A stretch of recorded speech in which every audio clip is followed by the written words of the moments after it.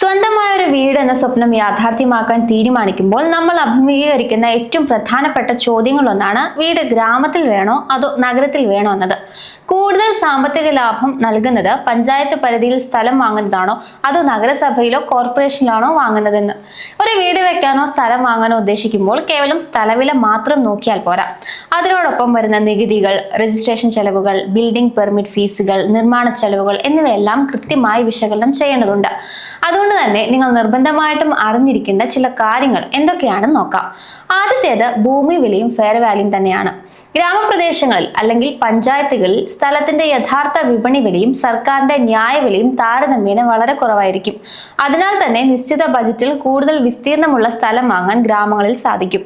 എന്നാൽ നഗരപ്രദേശങ്ങളിലേക്ക് വരുമ്പോൾ സ്ഥിതി വ്യത്യസ്തമാണ്. സ്ഥലപരിമിതിയും ആവശ്യക്കാരുടെ എണ്ണത്തിലുണ്ടാകുന്ന വർധനവും കാരണം സെന്റിന് ലക്ഷങ്ങൾ മുതൽ കോടികൾ വരെയാണ് വില വരുന്നത്. ഇതിനൊപ്പം സർക്കാരിന്റെ ന്യായവിലയും നഗരങ്ങളിൽ വളരെ ഉയർന്ന നിലവാരത്തിലായിരിക്കും. അടുത്ത ഫാക്ടർ രജിസ്ട്രേഷൻ ഫീസും സ്റ്റാമ്പ് ഡ്യൂട്ടിയുമാണ്. കേരളത്തിൽ ഗ്രാമമെന്നോ നഗരമെന്നോ ഉള്ള വ്യത്യാസമില്ലാതെ ആധാരം രജിസ്റ്റർ ചെയ്യുമ്പോൾ 8% സ്റ്റാമ്പ് ഡ്യൂട്ടിയും 2% രജിസ്ട്രേഷൻ ഫീസുമാണ് ഈടാക്കുന്നത്. അതായത് ആകെ 10% നിരക്ക്. ആധാരത്തിലെ യഥാർത്ഥ കരാർ തുകയാണോ അതോ സർക്കാരിന്റെ ന്യായവിലയാണോ കൂടുതൽ, ആ തുകയുടെ 10% സർക്കാരിലേക്ക് അടയ്ക്കേണ്ടത്. ഇവിടെ ശതമാന കണക്കിൽ ഗ്രാമവും നഗരവും തുല്യമാണെങ്കിലും നഗരങ്ങളിൽ ഭൂമി വിലയും ന്യായവിലയും വളരെ ഉയർന്നതായതുകൊണ്ട് ആകെ നൽകേണ്ടി വരുന്ന രജിസ്ട്രേഷൻ തുക ഗ്രാമങ്ങളെ അപേക്ഷിച്ച് വളരെ കൂടുതലായിരിക്കും. ഉദാഹരണത്തിന് ഗ്രാമത്തിൽ 10 ലക്ഷത്തിന്റെ ഭൂമിക്ക് 1 ലക്ഷം രൂപ രജിസ്ട്രേഷൻ വരുമ്പോൾ നഗരത്തിന്റെ 50 ലക്ഷത്തിന്റെ ഭൂമിക്ക് 5 ലക്ഷം രൂപയോളം രജിസ്ട്രേഷൻ ഇനത്തിൽ മാത്രം ചെലവാകും. ഇനി നോക്കേണ്ട കാര്യം ബിൽഡിംഗ് പെർമിറ്റ് ഫീസും പ്ലാൻ അനുമതിയുമാണ്. വീട് നിർമ്മാണത്തിനുള്ള പെർമിറ്റ് ഫീസിലും കാര്യമായ വ്യത്യാസങ്ങളുണ്ട്. ഗ്രാമപ്രദേശങ്ങളിൽ കേരള പഞ്ചായത്ത് കെട്ടിട നിർമ്മാണ ചട്ടങ്ങൾ പ്രകാരമാണ് അനുമതി നൽകുന്നത്. ഇവിടെ പെർമിറ്റ് ഫീസും സ്ക്രൂട്ടിനിറ്റി ഫീസും വളരെ കുറവാണ്. ചതുരശ്ര മീറ്ററിന് ഏകദേശം 2 മുതൽ 5 രൂപ വരെ മാത്രമാണ് ഇതിനായി നൽകേണ്ടി വരുന്നത്.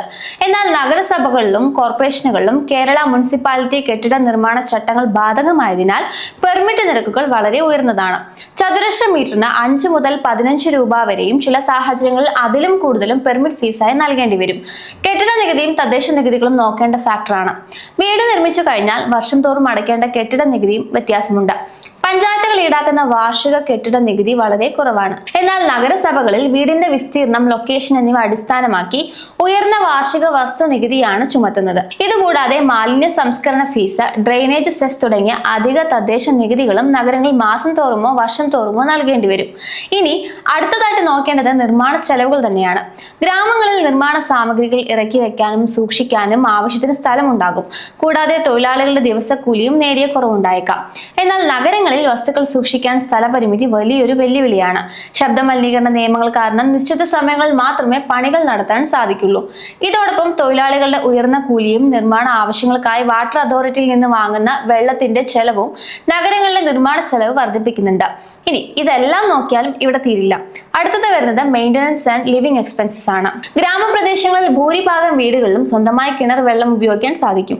അതിനാൽ വാട്ടർ ബില്ലുകളും അല്ലെങ്കിൽ അപ്പാർട്ട്മെന്റ് മെയിൻ്റനൻസ് ചാർജുകളോ ഉണ്ടാവുന്നില്ല. എന്നാൽ നഗരങ്ങളിൽ വാട്ടർ അതോറിറ്റിയുടെ ജലവിതരണത്തെയോ ടാങ്കർ ലോറികളെയോ ആശ്രയിക്കേണ്ടി വരുന്നുണ്ട്. അപ്പാർട്ട്മെന്റുകളിലോ ഗേറ്റഡ് കമ്മ്യൂണിറ്റികളിലോ ആണ് താമസിക്കുന്നതെങ്കിൽ മാസം തോറും വലിയൊരു തുക മെയിൻ്റനൻസ് ഫീസായി നൽകേണ്ടി വരും. കൂടാതെ ഭാവിയിലെ മൂല്യവർദ്ധനവും വാടക വരുമാനവും കൂടെ നമ്മൾ കണക്കിലെടുക്കണം. ഇവിടെ സാമ്പത്തിക വളർച്ചയുടെ കാര്യത്തിൽ നഗരങ്ങൾ തന്നെയാണ് മുന്നിൽ. നഗരപ്രദേശങ്ങളിൽ ഭൂമിയുടെയും വീടിന്റെയും മൂല്യം വളരെ വേഗത്തിൽ വർദ്ധിക്കുന്നുണ്ട്. ഭാവിയിൽ വീടോ ഫ്ലാറ്റോ വാടകയ്ക്ക് നൽകിയാൽ ഉയർന്ന പ്രതിമാസ വരുമാനം നേടാൻ സാധിക്കും. ഗ്രാമപ്രദേശങ്ങളിൽ ഭൂമിയുടെ വില വർദ്ധിക്കുന്നത് സാവധാനത്തിലായിരിക്കും. വാടക വരുമാനവും കുറവായിരിക്കും. എങ്കിലും പ്രകൃതിയോട് ചേർന്ന ശാന്തമായ അന്തരീക്ഷത്തിൽ ജീവിക്കാൻ ആഗ്രഹിക്കുന്നവർ വർദ്ധിച്ചു വരുന്നതിനാൽ ഗ്രാമങ്ങളിലെ ഭൂമിക്കും ഇപ്പോൾ ഡിമാൻഡ് ഉയരുന്നുണ്ട്. ചുരുക്കത്തിൽ കുറഞ്ഞ ബജറ്റിൽ വലിയ വീടും സ്ഥലവും കുറഞ്ഞ നികുതി ഭാരവും ആഗ്രഹിക്കുന്നവർക്ക് ഗ്രാമപ്രദേശങ്ങൾ തന്നെയാണ് ഏറ്റവും അനുയോജ്യം. എന്നാൽ ഉയർന്ന മൂല്യവർദ്ധനവും നഗര സൗകര്യങ്ങളും മികച്ച വാടക വരുമാനവുമാണ് നിങ്ങളുടെ ലക്ഷ്യമെങ്കിൽ ഉയർന്ന ചെലവുകൾ സഹിച്ചും നഗരങ്ങൾ നിക്ഷേപിക്കുന്നതായിരിക്കും ബുദ്ധിപരമായിട്ടുള്ള തീരുമാനം. നിങ്ങളുടെ മുൻഗണനകളും സാമ്പത്തിക ശേഷിയും കണക്കിലെടുത്ത് വേണം അന്തിമ തീരുമാനമെടുക്കാൻ.